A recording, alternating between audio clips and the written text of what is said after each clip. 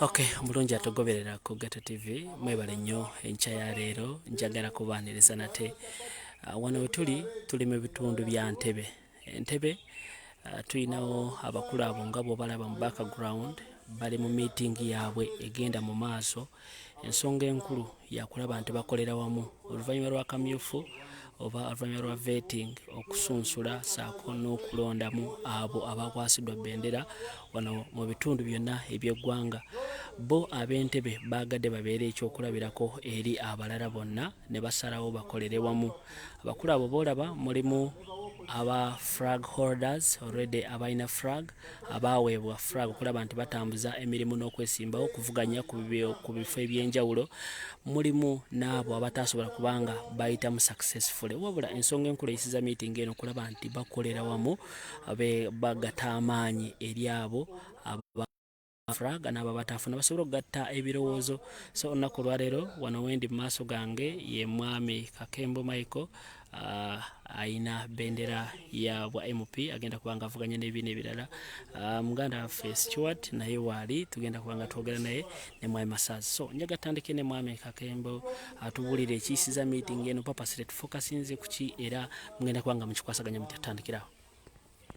Neyanziza nnyo neyanzege amanyi yanga bulijjo nze Ssaalongo Kakembo Mikairi Mbwatekamwa omubaka kati w'ekibuga ky'Entebe owa NUP mu bendabendo lino eri ekibuga ky'Entebe.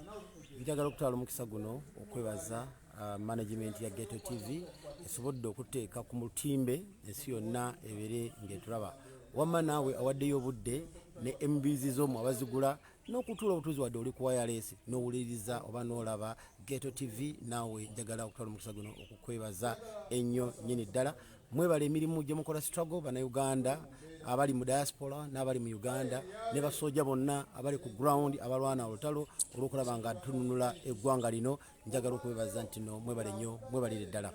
Nga bwe nakuwadde amannya njagala okukozesa omukisa guno era okwebaza baganda bange betuvuganyiza mu kalulu kano akabadde akakanayo kyani ne tuvuganya bulungi mu kibuga kino eky'Entebe ate ne bakkiriza. Muganda wange Stewart waali abadde ku social media mwalabe ya postinzeyo nga akkiriza era nga yeebaza era nga asuubiza nti tugenda kubanga tukolera wamu era mu ngeri yemu yennyini ne muto wange Masazi Robert naye yakkiriza n'agamba muganda wange ekibanga bwe kiri tugenda kubanga tukolera wamu.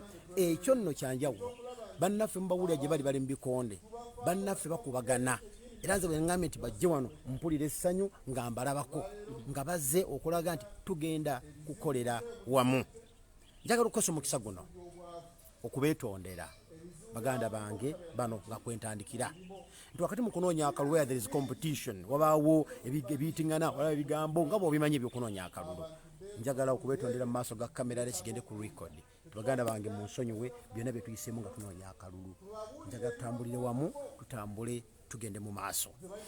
Nga tumaze ekyo era njagala okuddamu okwetondera basooja bannange bonna mu Uganda ne bweru wa Uganda be tubadde tutambula nabo waliwo audio obwafuluma babuwulira bwalina ekigendererwa ekyali ekirala ne mu kaseera kano sijja kuwa any justification for the audio tunulira akaseera mu kyagiramu nasakamusensi mu kyagiramu and what was the motive of those audio. Kyennekkiririzaamu nti zaakosa bangi basooja abali mu Uganda n'abali ebweru wa Uganda abalwanya abalaba nti tukyuse eggwanga lino.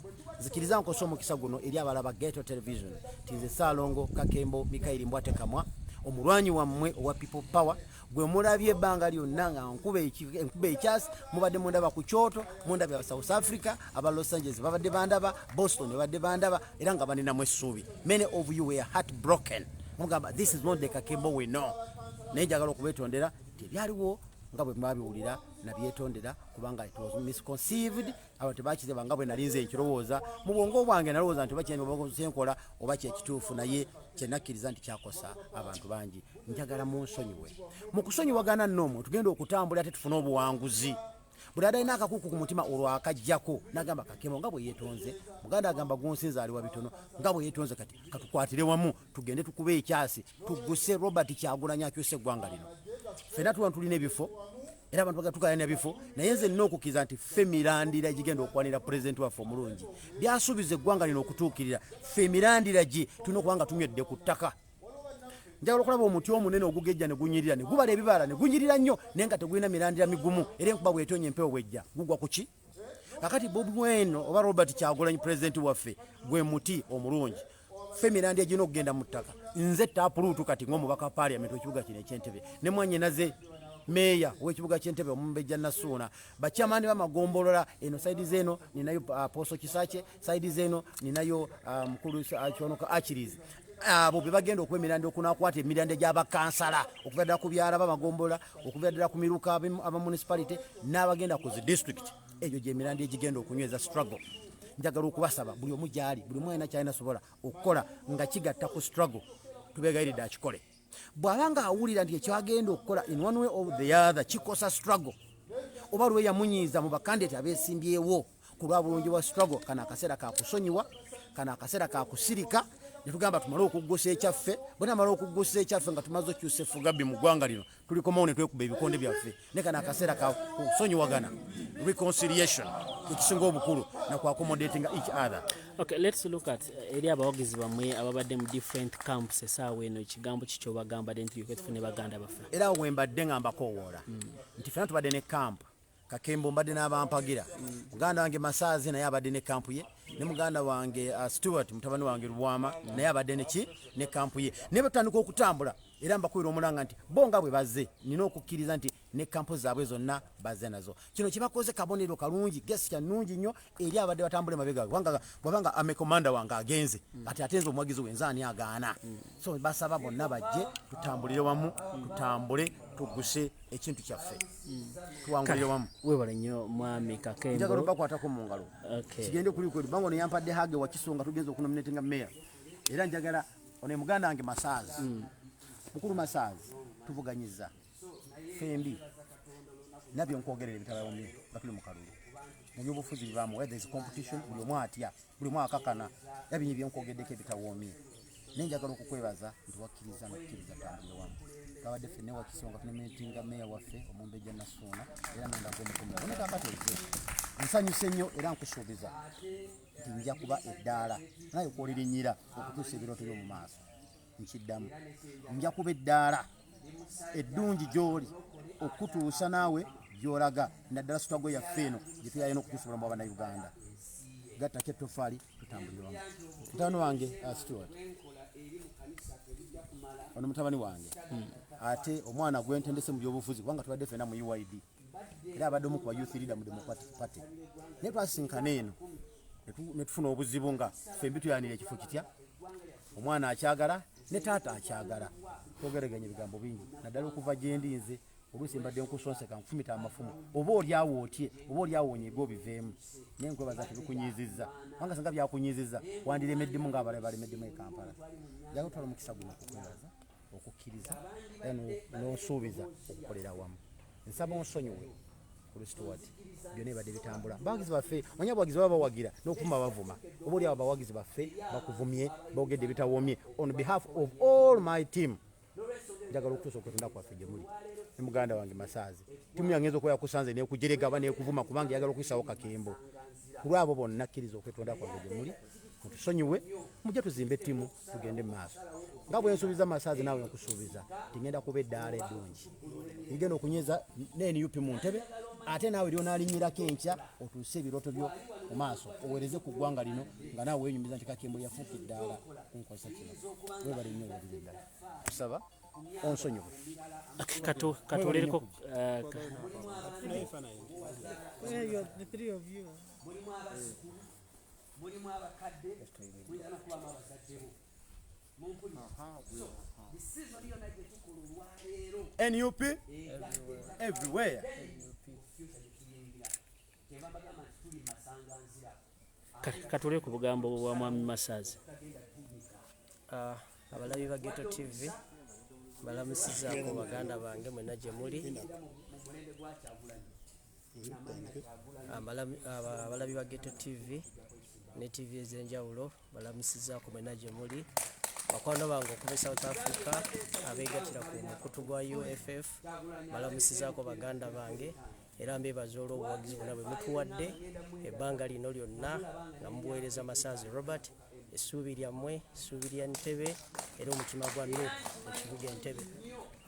Baganda bange mwenna abatuta obudde bwabwe okulaba live zino era n'otulaba ssaawa zino, nsaba okubanjulira Mukulu Kakembo Mwatekamwa gwe twakkiriziganyizza naye era twakkiriza atukwatira efulaga ya Nuupu mu Entebbe municipality nga MP addako, era muganda wange ono mukwano gwange mukulu wange mwagaliza buwanguzi era n'okuweereza bannantebe mu bwesimbu n'omubwenkanya. Okay, Mwami Stuart, katuulize ku kigambo kyo. Nayanza nnyo ssebo omukisa guno ogumpeereddwako. Erinnya nze Lubwama Stuart Lubwama, era nga nange mbadde mu kalulu kano nga neegwanyiza okuba nga nkwatira National Unity Platform bendera.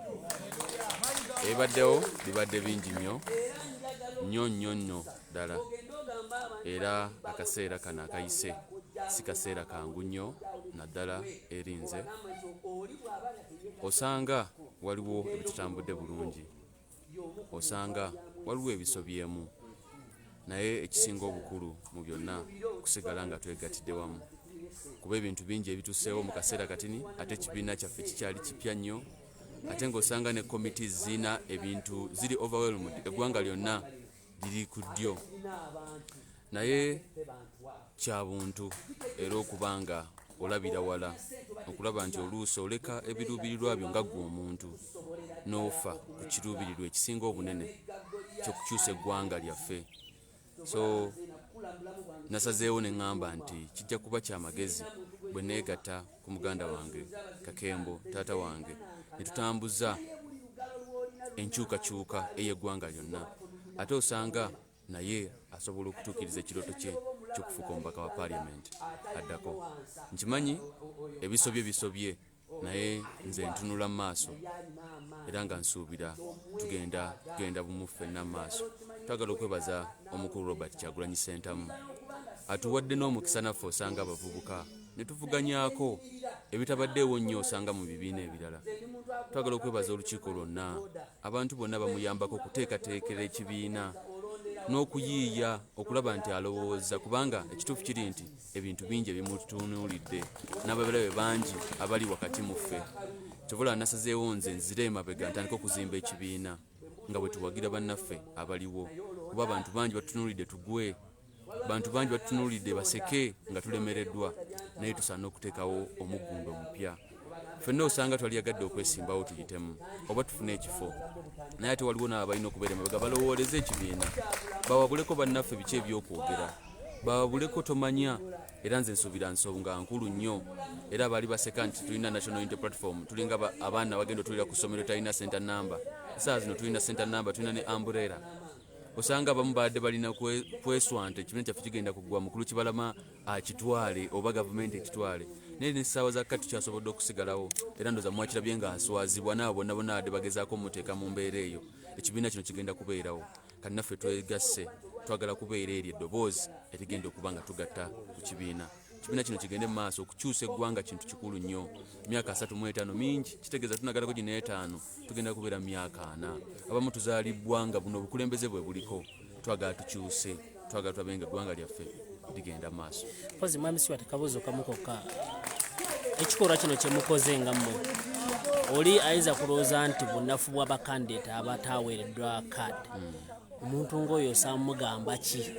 Si bunafu n'omulundi n'ogumu, kuba nze nkimanyi, ne mukulu Kakembo yayiseemu akimanyi, akirabye nti temubadde munafu mu kalulu kaneeno, era nga ebintu bingi ebigenze maaso naddala nze gyendi, naye nasalawo ne ŋŋamba nedda, weewaawo nyinza okuba nga nali nsuumuuseeko, naye okusalawo kw'abantu, okusalawo kwa executive committee oba okusalawo kwa electoral management committee, katukuwa ekitiibwa. So nze nsuubira si kikolwa kya bunafu, ne bannaffe abali mu bibiina ebirala oba mu bitundu ebyenjawulo tubasaba bakoppere ku kino, kuba ffenna always ebeera one man slot. Mujja abantu 3, kulina okubeerako omu yagalagaana.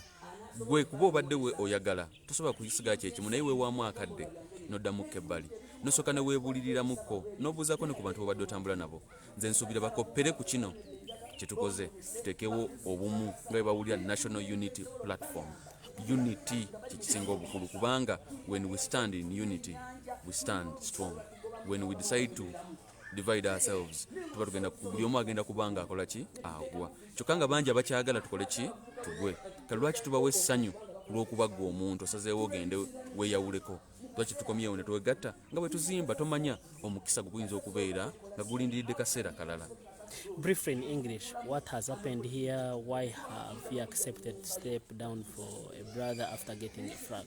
Yeah, I believe it is very imperative and very instrumental for all institutions. We can never always fail to disagree, especially when we are priding or vying for the same positions in most cases. So it is always upon that we look over our personal interests and we look at the national cause, because the general cause of people power, the general cause of NUP, it is to transform and change the nation at large.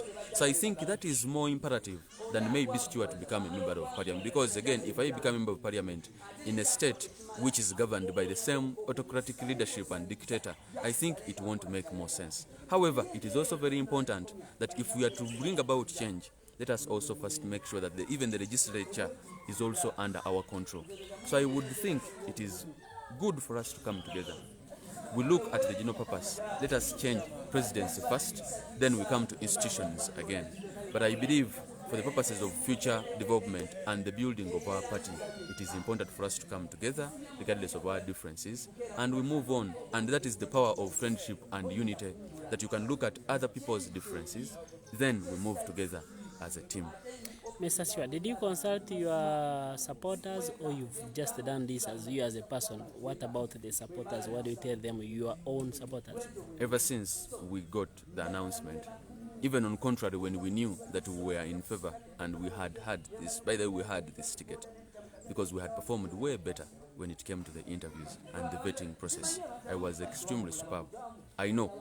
But when news came afterwards, I had to console myself first, because even when I got this dream of becoming the next member of parliament of Entebbe, it began with me. Then I went to my wife, I went to my family, I went to my friends, and then I went to society. So in the same process, I told my wife what had happened. I told my family what had happened. And we all agreed. By the way, I went again to all my camps and my friends. Though there are very many, I have not reached everybody. But at least I promise, before any other activity I will do, I have to make sure that I go and visit every person. The stages of Boda Boda I've gone to, the tax parks I've visited, my camps in Lugonjo, my camps in Katabi, my students that I teach and the parents who have had a lot of interest and hope in me, the teachers that I lead in the initiative for teachers advocacy. I'm going to go back and I tell them, all of them, that we would have wished maybe to go independent. But again, what impact does it make onto our candidature? We would maybe say, let us stay back and fight. Then how would we be seen as members who want to build a new party? So I've told them it is very important for us to join forces, to join hands, and we build Robert Kyagulanyi Mission 2021. That is our first priority. Let us build NUP, National Unity Platform, to also stand a chance to see the lights of tomorrow and maybe even more years to come, to build very many other leaders. So from that, I think it's also very good that we also take the leadership of Entebbe. We have a member of parliament of National Unity Platform, the chairman of Division A and B, the councillors, because we believe the new brands and the new leadership that is coming with NUP is coming for a good cause, and a cause that is going to enlighten and change, transform our nation. Okay, thank you. Abagobereza Geto TV ensubira buli kimu temuyina kyemufiiriddwa, ensonga mugirabye meeting ekyagenda mu maaso, nenga ensonga enkulu nga bwe nkugambye nti bakyagenda mu maaso n'okubanga bezaamu amaanyi bakandidates ab'enjawulo okuva ddala wansi abaavuganya saako n'abo abayitamu abalala n'abatayitamu lwa struggle eno n'okulaba nti ate babeera n'omukulembeze omu mu 2021. So bingi nnyo bye tugenda kubanga tubatuusaako temuvaako.